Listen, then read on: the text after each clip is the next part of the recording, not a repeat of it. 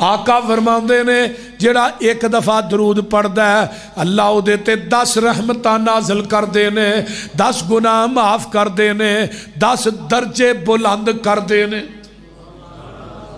जेड़ा बंदा फजर तो बाद 10 दफ़ा दरूद पढ़दा है ते मगरब तो बाद पढ़दा है, आका फरमाते ने अदरकतहु शफाअती यौमल क़यामा, क़यामत दा दिन होएगा ये बंदा दरूद पढ़ने वाला आएगा। आका फरमाते ने मैं मुहम्मद दी सिफारिश करांगा, ये सिफारिश मेरे ते वाजिब हो जाती है। अदरकतहु शफाअती यौमल क़यामा।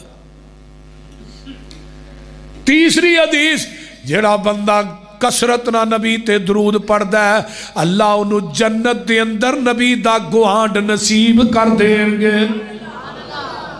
चौथी हदीस, जेड़ा बंदा दरूद पढ़दा है, एक बंदा कहने लगा रसूल मैं अद्धा हिस्सा दरूद पढ़ना अद्धा हिस्सा दुआ करना, आपने फरमाया होर ज्यादा कर, फरमाया जी पौना हिस्सा फिर दरूद पढ़ा तो एक हिस्सा दो, फरमाया होर ज्यादा कर, है जी मैं दरूद ही पढ़ी जावांगा। आपने फरमाया तू दरूद पढ़ी जा अल्लाह दुनिया दियां तेरियां 100 हाजतां पूरियां कर दे, फिर मंगी तू जाए अता रब करी जाए। दरूदे मुस्तफा नू अपना जिंदगी दा अमल बनाइए। पैगंबर दी जात ते दरूद पढ़िए जिन्नी कसरत ना पढ़िया जाता है।